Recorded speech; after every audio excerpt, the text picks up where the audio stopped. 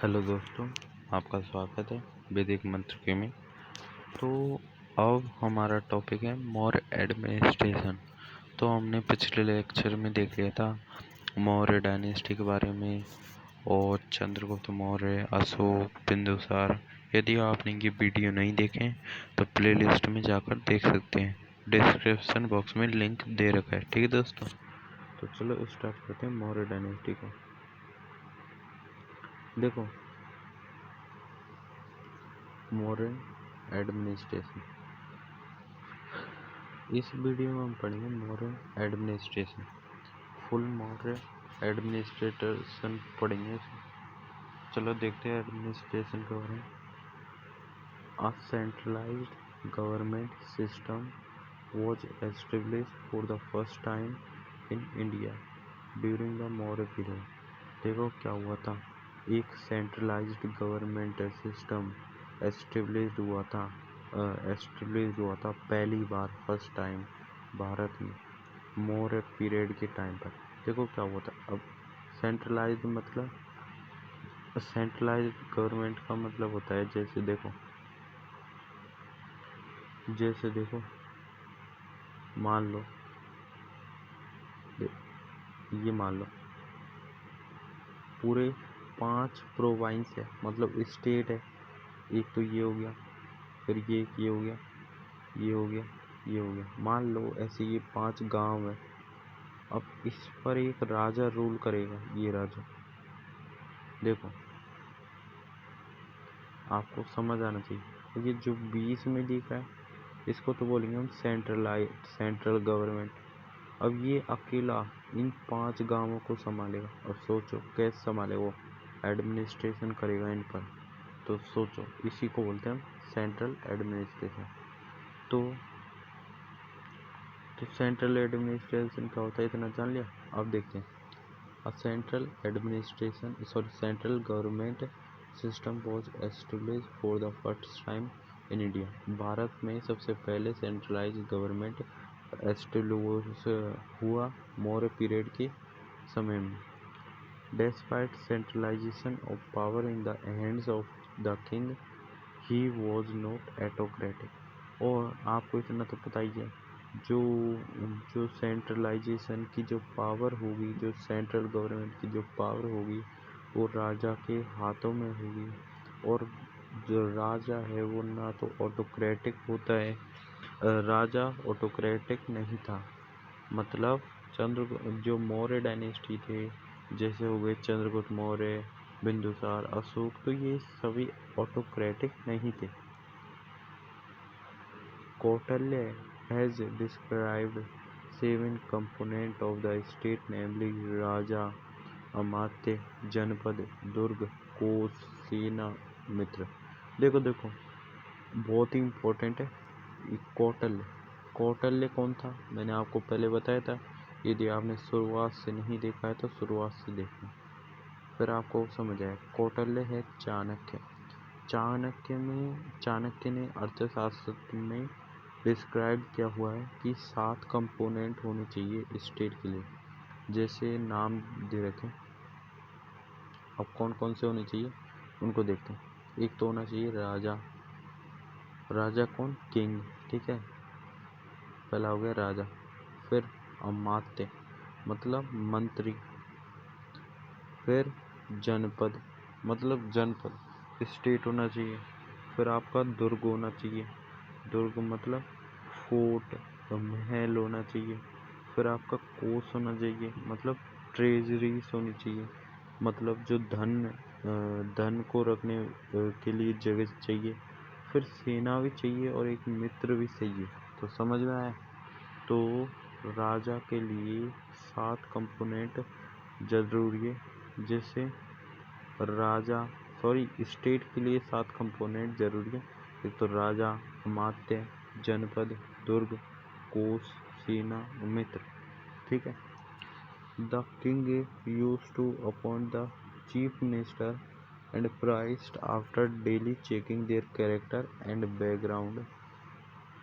This process was known as उपादान परीक्षण। देखो, जो किंग है वो यूज करता है, मतलब जो किंग है, जो राजा है, वो अपॉइंट करता है चीफ मिनिस्टर और प्राइस्ट को। चीफ मिनिस्टर और जो पुरोहित होते हैं, जो मंत्री होते हैं, उनको अपॉइंट करता है। उनकी आफ्टर डेली चेकिंग, उनकी पहले चेकिंग करता है कि उनका कैरेक्टर कैसा है, उनका बैकग्राउंड कैसा है। तो इस जो प्रोसेस को कहते हैं हम, वो कहते हैं उपाधा परीक्षण। बहुत ही इम्पोर्टेंट है कि राजा अपॉइंट करता है चीफ मिनिस्टर को और प्राइस्ट को, और वो चेकिंग करता है कैरेक्टर और बैकग्राउंड देखता है, और इस प्रोसेस को हम कहते हैं उपाधा परीक्षण। ठीक है, उपाध परीक्षण। फिर this people use to be dignified member of the council of minister. अब ये जो लोग हैं, जिनको जो राजा अपॉइंट करेगा चीफ मिनिस्टर के लिए, वो काउंसिल ऑफ मिनिस्टर के मेंबर्स बन जाएंगे। ठीक है, apart from the council of minister there was also परिषा मंत्रिया which was also from a council minister. यहाँ पर एक चीज़ दे रखी है, परिषा मंत्रिना। ये क्या है? ये एक जो कि एक काउंसिल ऑफ मिनिस्टर का मेंबर है। ठीक है, इतना याद रखना। तो आपको इसमें क्या याद रखना है, देखो आप लिख देना कॉपी में कि मोर एंड एडमिनिस्ट्रेशन, यहाँ से कि ये एक सेंट्रल गवर्नमेंट सिस्टम था। इसको एस्टेब्लिश किया था पहली बार मौर्य पीरियड के टाइम पर एस्टेब्लिश किया था। और जो राजा था उसके ही हाथ में पूरी पावर थी, और वो मतलब ऑटोक्रेटिक, मतलब ज़्यादा बुरा नहीं था, बिल्कुल भी बुरा नहीं था राजा। और कौटिल्य ने डिस्क्राइब किए 7 कंपोनेंट, जैसे हो गए राजा, अमात्य, जनपद, दुर्ग, कोष, सेना, मित्र। और जो राजा है वो अपॉइंट करता था चीफ मिनिस्टर और प्राइस्ट को, उनके कैरेक्टर देखता था, उनका बैकग्राउंड देता था, और इस प्रोसेस को हम बोलते थे उपाधा परीक्षण। और जो लोग थे, ये जो चीफ मिनिस्टर थे, ये जो लोग थे, इनको जो राजा चुनता था, ये काउंसिल ऑफ मिनिस्टर के मतलब काउंसिल और मिनिस्टर के मेंबर्स बन जाया करते थे। और एक परिषा मंत्री ने, जो एक काउंसिल ऑफ मिनिस्टर का पार्ट है, मेंबर है। ठीक है, अब देखो, अब जो हम मौर्य डायनेस्टी पढ़ेंगे, सॉरी, जो अब मौर्यन एडमिनिस्ट्रेशन पढ़ेंगे, उसमें हमें क्या क्या चीज़ पढ़नी है, देखो उसमें हमें क्या क्या चीज़ पढ़नी है। एक मिनट, ये देखो, आपको पहला तो पढ़ना है सेंट्रल गवर्नमेंट। ठीक है, central government. Second provincial government, second provincial government. और जो थर्ड है वो है सिटी गवर्नमेंट। ये 3 चीज़ें पढ़नी है कि पहला हो गया सेंट्रल गवर्नमेंट, प्रोविंशियल गवर्नमेंट और सिटी गवर्नमेंट। ठीक है, ये 3 चीज़ तो पढ़नी है। और 2 चीज़ और पढ़नी है जो इसी में दे रखी है। एक तो है मिलिट्री डिपार्टमेंट। मिलिट्री डिपार्टमेंट मतलब मिलिट्री डिपार्टमेंट कैसा था, एक ये पढ़ना है। और एक और पढ़ना है जुडिकल सिस्टम, मतलब न्याय व्यवस्था कैसी सी। ठीक है, जुडिकल सिस्टम। ठीक है, ये भी पढ़ना है। तो चलो देखते हैं। मैंने आपको ये मोर एडमिनिस्ट्रेशन बता दिया। सबसे पहले देखेंगे सेंट्रल एडमिनिस्ट्रेशन को। तो देखो सेंट्रल एडमिनिस्ट्रेशन, अब इसमें क्या होगा, 18 डिपार्टमेंट कॉल्ड तीर्थास। अब देखो, जो सेंट्रल एडमिनिस्ट्रेशन था उसमें 18 डिपार्टमेंट थे जिसको बोलते थे तीर्थास। हैव बीन मेंशन्ड इन अर्थशास्त्र। देखो, जो कौटिल्य है, जो चाणक्य है, उसने एक बुक लिखी थी अर्थशास्त्र, जिस यहाँ पर लिखा हुआ देखो अर्थशास्त्र। ये बुक लिखी थी किसने? चाणक्य ने। समझ रहे हो? इसमें जो चाणक्य ने डिस्क्राइब किया कि 18 डिपार्टमेंट को हम तीर्थ बोलते थे, ये मेंशन्ड है अर्थशास्त्र में। और द प्रेसिडेंट ऑफ दिस तीर्थ, मतलब जो 18 डिपार्टमेंट थे, यानी जो तीर्थ थे, इसका जो प्रेसिडेंट हुआ करता था वो हुआ करता था महामात्य। कौन? महामात्य।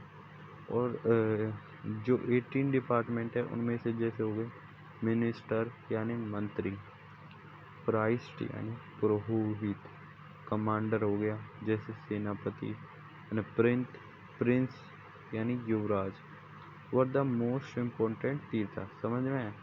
तो आपको इतना याद रखना है कि 18 डिपार्टमेंट थे जिनको हम तीर्थ बोलते थे, और इनका जो प्रेसिडेंट है वो है महामात्य, और जैसे हो गए मिनिस्टर, कमांडर, प्रिंस और युवराज जैसे मोस्ट इम्पोर्टेंट तीर्थ हो गए।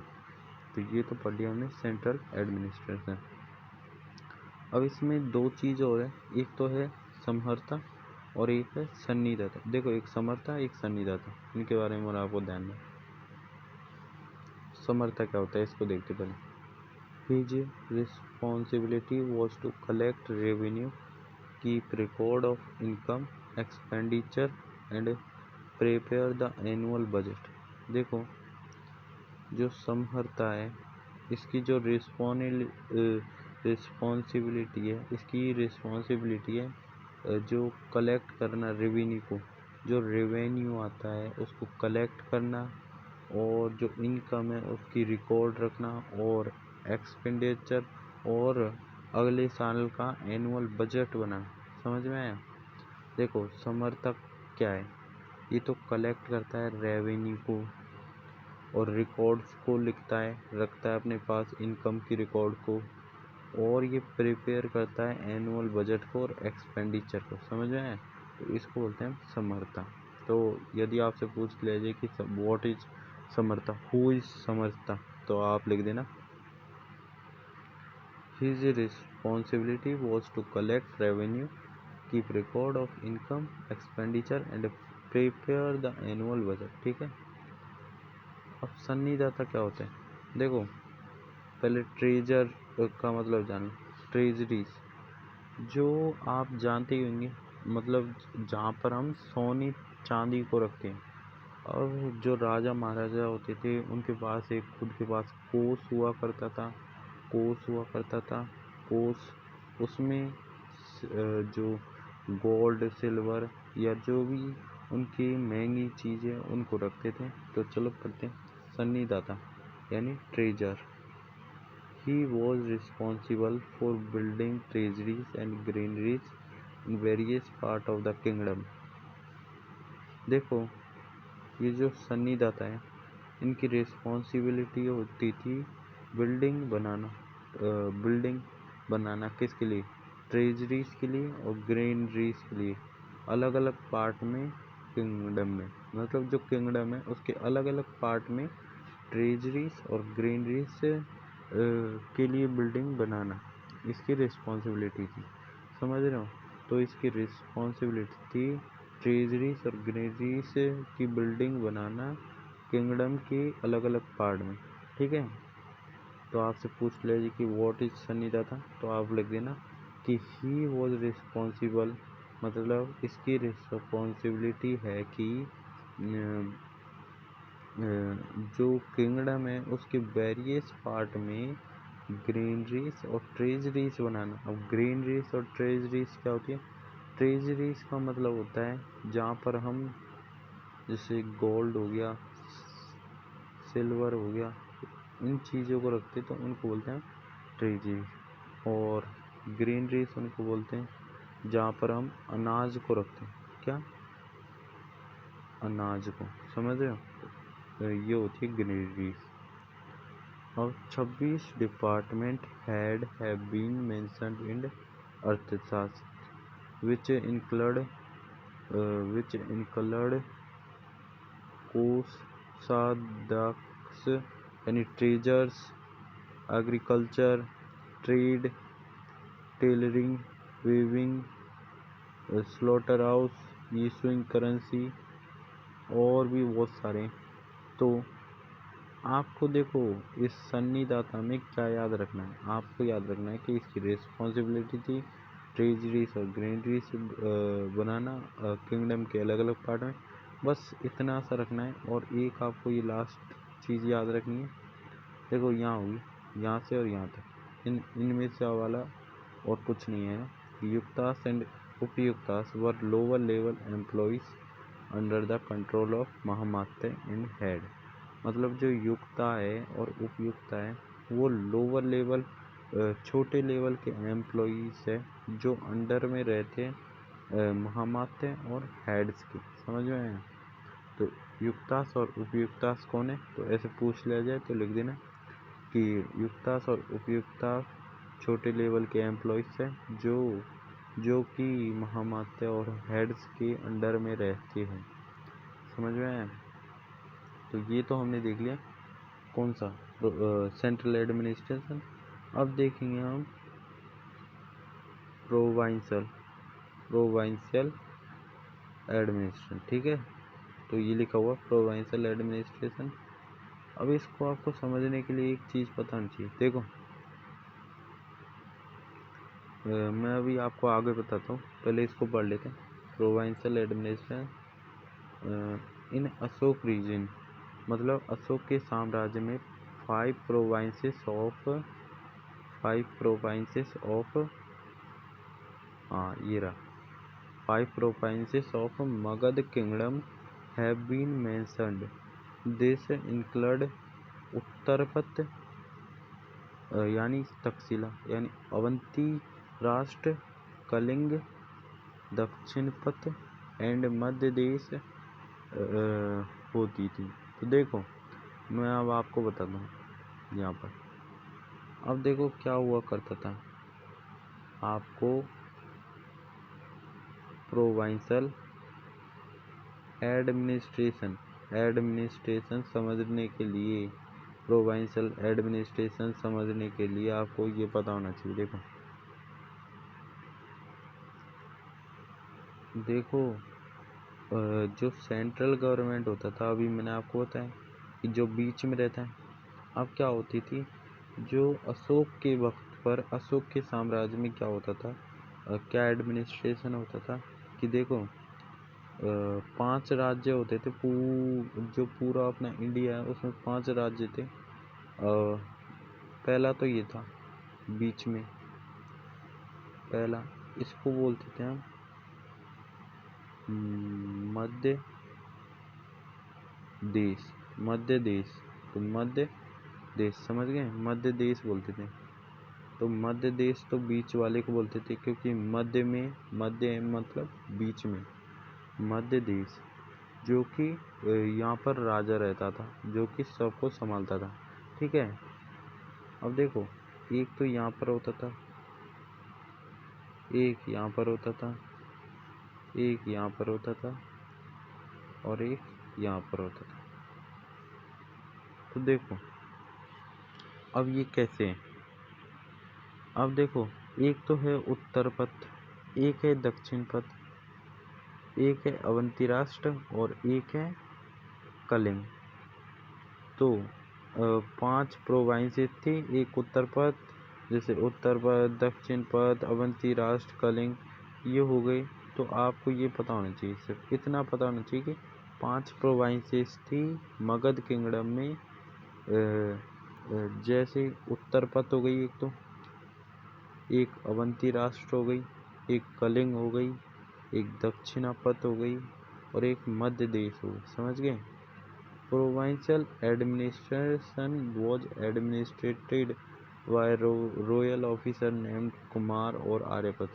अब देखो जो प्रोविंशियल एडमिनिस्ट्रेशन था उसको जो चलाता था वो चलाता था कुमार या आर्यपुत्र या राजकुमार, वो कोई भी, मतलब जो राजा का जो रिलेशनशिप है उनसे वो ही चलाता था सिर्फ, है ना। अरिस्टोक्रेटिक फैमिलीज या कुमार, यहाँ पर कुमार लिखा हुआ तो आप कुमार लिखना। जो प्रोविंशियल एडमिनिस्ट्रेशन है उसको चलाता था कुमार या आर्यपुत्र।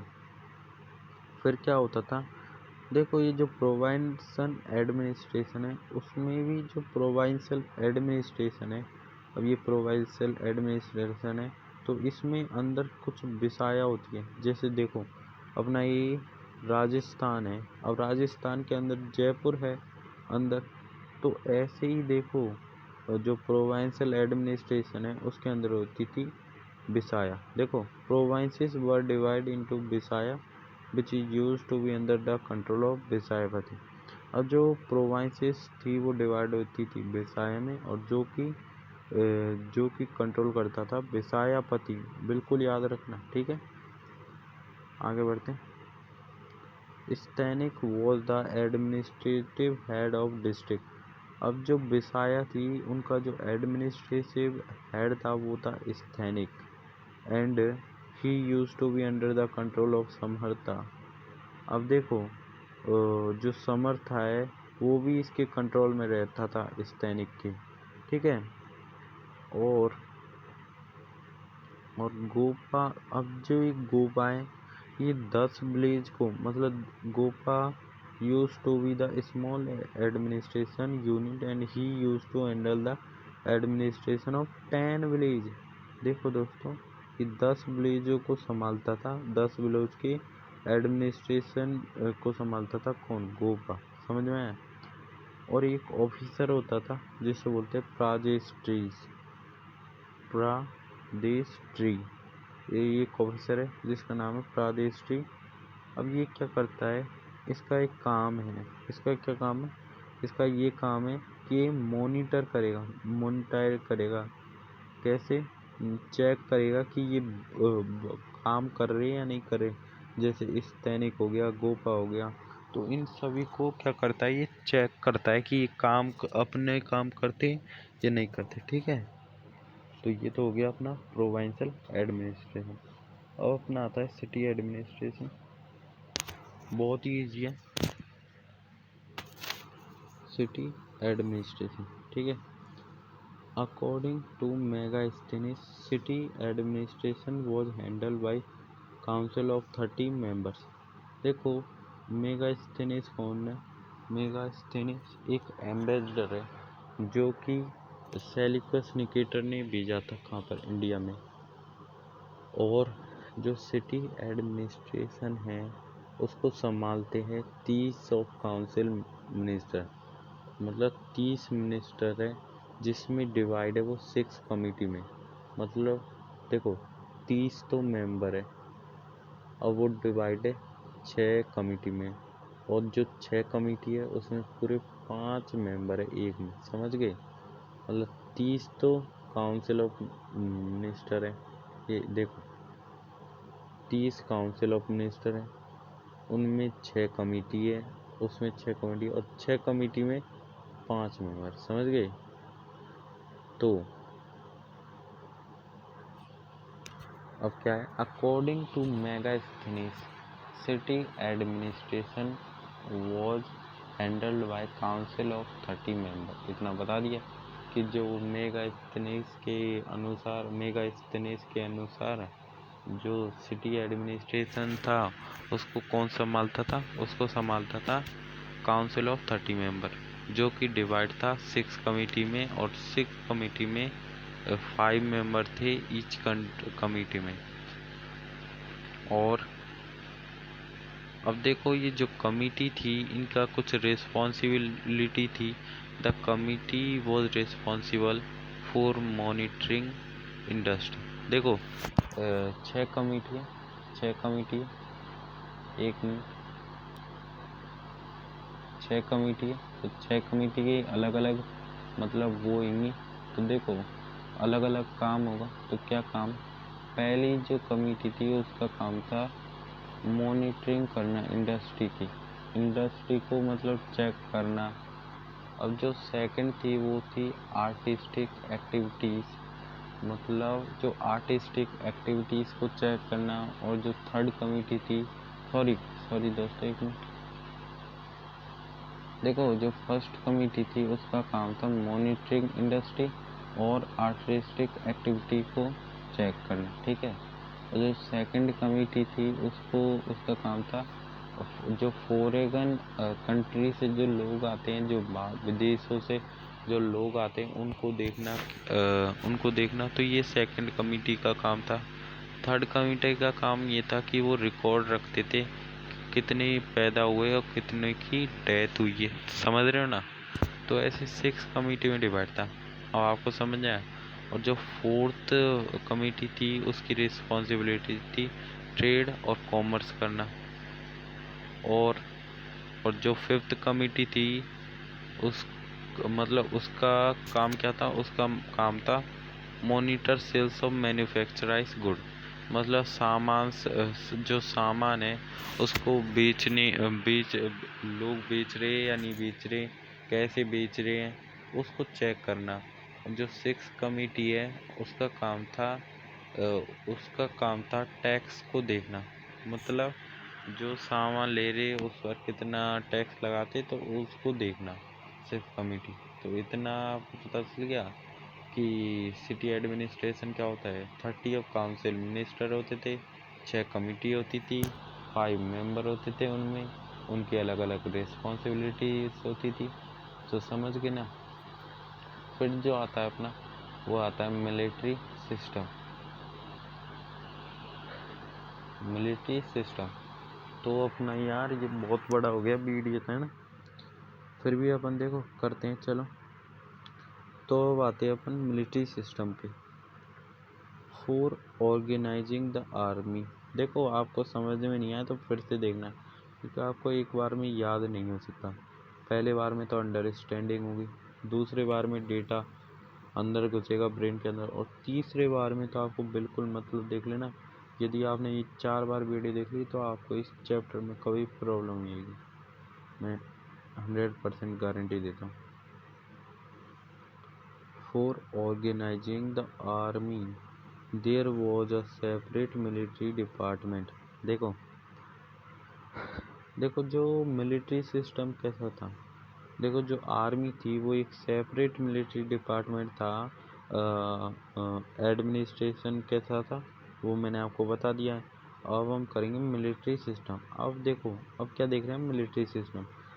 जो अशोक या बिंदुसार या जो चंद्रगुप्त मौर्य उसकी जो मिलिट्री थी वो एक सेपरेट मिलिट्री डिपार्टमेंट थी, जो कि डिवाइड थी 6 कमेटी में, और उसमें भी 5 मेंबर थे और एक कमेटी में। तो देखो जो सेपरेट मिलिट्री थी वो डिवाइड थी 6 कमेटी में, और 6 कमेटी में 5 मेंबर थे। तो समझ में आया। हमने अभी देखा था सिटी एडमिनिस्ट्रेशन, उसमें 30 काउंसिल मिनिस्टर थे। 30 काउंसिल मिनिस्टर में 6 कमेटी थी, 6 कमेटी में 5 मेंबर थे, ठीक है। इसमें भी वही है, 6 कमेटी में डिवाइड है, उसमें 5 मेंबर हैं, और this committee used to look after the 5 department. अब देखो 5 डिपार्टमेंट है मिलिट्री डिपार्टमेंट में। अब वो कौन कौन से, वो तो आपको पता होगा। जैसे देखो पैदल मतलब इन्फेंट्री, अश्व कैवेलरी। मतलब देखो जो मिलिट्री है एक तो पैदल चलने वाली है, जो पैदल चलती है, फिर जो घोड़े पे चलती है अश्व हाथी, जो हाथी पर बैठकर चलती है सोल्जर और एलिफेंट रथ, और जो रथ पर बैठकर चलती है यानी चैरिट पे बैठकर चलती है, और नेवल फोर्स यानी जो जल फोर्स होती है, जल सेना होती है, उसको बोलते हैं नेवल फोर्स। तो ये पूरे मतलब कितनी डिपार्टमेंट थे, 5 डिपार्टमेंट। अब पता ही चल गया, एक अश्व हो गया, एक हाथी हो गया, रथ हो गया, नेवल फोर्स हो गए, पैदल हो गया, तो ये हो गए, ठीक है। अब देखो military affair were monitored by अंतपाल। बहुत ही ज़रूरी है, बहुत ही इम्पोर्टेंट है। जो अंतपाल है ये एक पोस्ट है, एक ऑफिसर है जो कि चेक करता है, जो कि मॉनिटर करता है मिलिट्री के अफेयर्स को, और इसकी रिस्पॉन्सिबिलिटी है कि ये मैनेजमेंट और मॉनिटरी करे किसकी, बॉर्डरिंग रीजन की। और मेगास्थनीज के अनुसार, अकॉर्डिंग टू मेगास्थनीज यानी इंडिका के अनुसार, चंद्रगुप्त मौर्य की कितनी सेना थी, तो आपसे पूछ सकता है। तो चंद्रगुप्त मौर्य की एक बड़ी सी आर्मी थी जिसमें 6 लाख सोल्जर ऑन फूट थे। 6 लाख सोल्जर तो जो चलने वाले थे, 50,000 सोल्जर घोड़सवार थे, यानी घोड़ों पर बैठकर लड़ाई करते थे, और 9,000 तो हाथी पर बैठकर लड़ते थे, और 800 रथ पर बैठकर। तो ये पूरा कितना मिला के हुआ? 6,50,000 6,59,800 समझ गए। तो इतनी सेना थी इसकी। तो आपको समझ में आ गया मिलिट्री डिपार्टमेंट में, ठीक है। देखो दोस्तों, एक बार में तो कभी भी समझ में नहीं आएगा, क्योंकि एक बार में किसी को नहीं आता। आप फिर से देखना है इसको, मैं बोल रहा हूँ 4 बार जरूर देखना है इस वीडियो को, एक ही वीडियो को, क्योंकि फिर आपको समझ आएगा। जुडिकल सिस्टम देखो, ये पूरे 7 नंबर का चैप्टर है, 7 नंबर। यदि आपने इसको अच्छी तरह कर लिया तो आपके 7 नंबर आ जाएंगे, ठीक है। तो अब पढ़ते हैं जुडिकल सिस्टम। अब जुडिकल सिस्टम में क्या है तो वो देखते हैं। तो जुडिकल सिस्टम में क्या है देखते हैं। देखो, the emperor used to be the supreme head of judicial system. अब देखो, जो एम्परर है वो सुप्रीम हेड है जुडिकल सिस्टम का। अब आपको पता ही होगा, जो किंग है, जो राजा है, उसके हाथ में तो पूरी पावर है, तो वो ही होगा जस्टिस। लेकिन अब ऐसा देखो, वो तो सेंट्रल गवर्नमेंट में बैठकर न्याय करता है। लेकिन अब जैसे मान लो कोई गांव है, और उस गांव में किसी के साथ न्याय करना है, तो वो कौन करेगा? तो गांव में न्याय करते हैं ग्रामिणी और ग्राम वृद्ध। देखो यहाँ पर लिखा हुआ, फिर से पढ़ो। The village court were present at lower level in which ग्रामिणी एंड ग्राम वृद्ध यूज्ड टू प्रोनाउंस जजमेंट। देखो, जो ग्रामिणी है और ग्राम वृद्ध है, वो न्याय करते हैं गांव में, विलेज में। समझ गए? विलेज का एक कोर्ट होता है, उसमें ग्रामिणी और ग्राम वृद्ध न्याय करते हैं। फिर जो हमारा जनपद लेवल होता है, लोकल लेवल होता है, वहाँ पर संग्रहण और द्रोणामुख जनपद लेवल पर न्याय करते हैं। समझ गए? अब जो हमारा जो सेंट्रल कोर्ट है पाटलिपुत्र, उसमें मतलब 2 न्याय है, मतलब 2 कोर्ट है। अब वो कौन कौन से कोर्ट है इस लाइन में लिखा हुआ है। What 2 types of court. Pataliputra में 2 तरह के कोर्ट है। एक तो है, देखो मैं बता देता हूँ, एक तो है धर्मस्थीय और एक है कंटक शोधना। अब जो धर्मस्थीय है उसमें क्या होता है, देखो, ये जो आप धर्मस्थीय देख रहे हो, इसमें क्या होता है, इसमें जो ऐसे मान लो किसी ने किसी के घर पर चोरी की है, तो लोग कहाँ पर जाएंगे? लोग जाएंगे धर्मस्थीय में। लेकिन किसी ने किसी को मार दिया है, क्राइम कर दिया है, तो वो जाएंगे कंटक शोधन में। अब उसमें न्याय कौन सुनाएगा वो देखते हैं। तो देखो, धर्मस्थीय, the work of pronouncing judgment in this court was in the hand of 3 dharmasthas who were expert of religious scripture और अव्यवहारिक and the 3 अमात्यस। देखो, और धर्मस्थीय used to be a type of civil court. Cases associated with theft, robbery, loot is also known as sahas were placed in front of Dharmasthiya's court. Cases associated with abusing, defamation, beating, etc. were also brought in this court, which were called Vak Parusai and Dhand Parusai. बहुत ही easy सा है, आपको इतना याद करना है। देखो, इतना ज़रूरी नहीं है याद करने, बस सिर्फ इतना याद करना, जो धर्मस्थीय है उसमें 3 तो अमात्य होते हैं और 3 अमात्य होते हैं, और व्यवहारिक होते हैं। 3 अमात्य और व्यवहारिक होते हैं। 3 अमात्य और व्यवहारिक होते हैं जो कि एक्सपर्ट होते हैं न्याय करने में। अब वही मतलब जो एक्सपर्ट होते हैं न्याय करते हैं, और वो न्याय किस मतलब ये जो धर्मस्थी है, कोर्ट है, वो है रॉबरी के लिए, थेफ्ट के लिए, लूट के लिए, या बीटिंग के लिए, या एविजिंग मतलब किसी ने किसी को गाली दे दी, या किसी ने किसी के घर पर लूट कर ली या चोरी कर ली, तो उसके लिए ये कोर्ट कौन सा होगा? धर्मस्थीय होगा। समझ गए? तो आप इतना लिख देना कि धर्मस्थीय में एक तो होता है व्यवहारिक और 3 अमात्य। अब वो क्या करते हैं? वो न्याय करते हैं, और रॉबरी, लूट जैसे ये कोर्ट होता है। तो रॉबरी या अविजिंग वर्ड तो इसलिए काम आता है धर्मस्थी। ठीक है।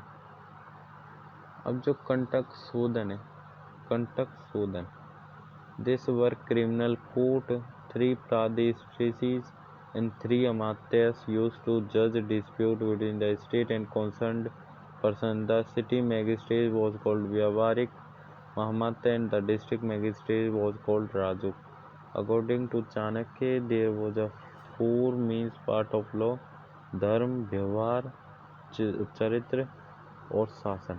देखो बहुत ही इजी था। जो कंटक शोधन है वो एक क्रिमिनल कोर्ट है, मतलब यदि किसी व्यक्ति ने किसी दूसरे व्यक्ति को मार दिया है, जान से मार दिया है, किल कर दिया, उसको असैसिनेट कर दिया है, तो वो कौन से कोर्ट में जाएगा? वो जाएगा कंटक शोधन में। और कंटक शोधन में 3 प्रादेश होते हैं और 3 अमात्य होते हैं जो कि क्या करते हैं? न्याय करते हैं स्टेट के बीच और जो पर्सन है उसके बीच। ठीक है। और जो सिटी का मैजिस्ट्रेट होता है उसको तो बोलते हैं हम व्यवहारिक महामात्य, और जो डिस्ट्रिक्ट का मैजिस्ट्रेट होता है उसको बोलते हैं हम राजुक। अब ध्यान रखना है, ये पूछ सकते हैं कि सिटी के मैजिस्ट्रेट को क्या बोलते हैं, तो वो बोलते हैं व्यवहारिक महामात्य, और डिस्ट्रिक्ट के मैजिस्ट्रेट को राजुक। समझ गए? और जो चाणक्य है, अब चाणक्य के अनुसार there were 4 main parts of law. Chanakya के अनुसार 4 पार्ट्स है लॉ के, मतलब 4 पार्ट्स है। एक तो है धर्म कैसा करता है, मतलब जो भी लॉ करेगा, जो भी न्याय करेगा, उसके 4 होने चाहिए पार्ट। एक देखो उसका धर्म कौन सा, रिलीजन कौन सा है, ये पता होना चाहिए कि धर्म कैसा है। फिर उसका बिहेवियर कैसा है, व्यवहार कैसा है। फिर उसका चरित्र कैसा है, कैरेक्टर कैसा है, और उसका शासन कैसा है। तो ये 4 चीज़ें होनी चाहिए किसके लिए? लॉ के लिए। ठीक है। तो हमने ये तो पढ़ लिया है क्या, ये हमने पढ़ लिया है जुडिकल सिस्टम। तो हमने पूरा जो एडमिनिस्ट्रेशन था, मौर्य एडमिनिस्ट्रेशन, वो पढ़ लिया है। देखो हमने यहाँ से स्टार्ट किया था मौर्य एडमिनिस्ट्रेशन से, कि ये तो हमने पढ़ लिया। अब देखो मैं आपको बता देता हूँ, मौर्य एडमिनिस्ट्रेशन पढ़ लिया, ये बिल्कुल मतलब थोड़ा मोटा बता देता हूँ। अभी मौर्य एडमिनिस्ट्रेशन पढ़ लिया। इसमें हमने क्या पढ़ा था कि जो सेंट्रलाइज गवर्नमेंट स्टार्ट हुआ था फर्स्ट टाइम मौर्य पीरियड के टाइम पर, और जो राजा होता है उसके ही हाथ में पूरी पावर होती है, और जो राजा होता है वो अपने चीफ मिनिस्टर यानी मंत्री और पुरोहित को अपॉइंट करता है, और इसी प्रोसेस को बोलते हैं उपाधा परीक्षणा। ठीक है। फिर हमने सेंट्रल एडमिनिस्ट्रेशन पढ़ लिया था, जिससे हमने पढ़ा था 18 डिपार्टमेंट होते हैं जिसको बोलते हैं तीर्थ, और जो तीर्थ होता है उसका जो प्रेसिडेंट होता है वो होता है महामात्य होता है। और जो 18 डिपार्टमेंट है उसमें आगे जैसे मिनिस्टर, कमांडर, ये सब आ जाते हैं। समर्था क्या होता है? समर्था वो होता है जिसकी रिस्पॉन्सिबिलिटीज होती है कि रेवेन्यू को कलेक्ट करना, रिकॉर्ड्स को रखना और प्रिपेयर करना एनुअल बजट को। और सन्निदाता जो ट्रेजरीज और ग्रेनरीज बनाता है अलग अलग पार्ट में, ठीक है। और युक्तास एंड उपयुक्तास कौन है, आपको पता ही है। युक्तास एंड उपयुक्तास छोटे लेवल के एम्प्लॉइज है जो कि महामात्य और हेड के अंडर में कंट्रोल रहते हैं, ठीक है, कंट्रोल करते हैं। फिर मैंने आपको प्रोविंशियल एडमिनिस्ट्रेशन बता ही दिया था कि 5 प्रोविंसेस होते हैं। एक तो होते हैं उत्तर पथ, देखो उत्तर पथ, अंतर्राष्ट्र, कलिंग, दक्षिण पथ, मध्य देश। तो ये 5 पूरे 5 प्रोविंस होते हैं, जिनमें क्या होता है प्रोविंशियल एडमिनिस्ट्रेशन को तो जो चलाता है वो चलाता है आर्यपुत्र या कुमार। और जो प्रोविंशियल एडमिनिस्ट्रेशन है उसके अंदर एक विसाया होती है, विसाया वो डिवाइड होता है, विसाया को संभालता है विसायपति। और जो डिस्ट्रिक्ट होती है उसका जो एडमिनिस्ट्रेशन होता है, एडमिनिस्ट्रेटिव होता है, वो होता है स्थैनिक। और गोपा कौन होता है, गोपा 10 विलेज के एडमिनिस्ट्रेशन को करता है, ठीक है। तो मैं अभी आपको मोटा मोटा बता रहा हूँ, और मैंने आपको वैसे पूरा तो बता ही दिया है। फिर सिटी एडमिनिस्ट्रेशन में क्या बताया था, 30 काउंसिल ऑफ मिनिस्टर होते हैं, 6 कमिटीज होती है, 5 मेंबर्स होते हैं, और अलग अलग कमिटी की अलग अलग रिस्पॉन्सिबिलिटीज होती हैं, तो मैंने आपको बता दिया था। और मिलिट्री सिस्टम में क्या बताता है कि एक सेपरेट मिलिट्री डिपार्टमेंट है, इसमें 5 मेंबर्स होते हैं, 6 कमिटीज होती हैं, उनमें 5 मेंबर्स होते हैं एक कमिटी में। फिर क्या होता है, इनमें अलग अलग डिपार्टमेंट होते हैं, पूरे 5 डिपार्टमेंट होते हैं। फिर मैंने आपको जुडिकल सिस्टम बता दिया। जुडिकल सिस्टम में क्या होता है मैंने आपको अभी बताया भी है, इसको जरूर याद रखना बस आप, कि जो विलेज में जो न्याय करता है वो होता है ग्रामणी और ग्रामवृद्ध, और जो जनपद में लेवल में जो न्याय करता है वो होता है संग्रहण और द्रोणात्मक, ठीक है। और दो टाइप के वो कोर्ट है, एक तो हो गया अपना धर्मस्थीय, और एक हो गया अपना क्या, कंटक शोधन। जो धर्मस्थीय है उसमें क्या होता है, ये तो होता है जो रॉबरी या थेफ्ट या लूट करना या एविजिंग बोलना, तो उसलिए काम आता है धर्मस्थीय, ये वो वाला कोर्ट है चोरी वाला। और कंटक शोधन कौन सा कोर्ट है, कंटक शोधन वो कोर्ट है जो क्रिमिनल, यहाँ पर क्रिमिनल्स आते हैं, ठीक है। तो इतना हमने पढ़ लिया था। अगले वीडियो में हम पढ़ेंगे मौर्य सोसाइटी, फिर हमारा जो मौर्य डायनेस्टी है वो फुल कंप्लीट हो जाएगी। उसके बाद हम स्टार्ट करेंगे समुद्रगुप्त गुप्ता डायनेस्टी, ठीक है। और यदि आपने पिछले वीडियो नहीं देखे तो डिस्क्रिप्शन बॉक्स में जाकर देख ले। और एक और बात और कहूँगा, और आप ये फिर से देखिए, आपको इतना मतलब आपको पूरा आना चाहिए, एक एक चीज़ मैंने जितनी बताई है, तो आप इसको 4 बार देखिए वीडियो, फिर आपको मतलब अच्छी तरह से ही आ जाएगा, ठीक है। Thank you very much. Video को लाइक करें और सब्सक्राइब करें और अपने दोस्तों के साथ शेयर करें।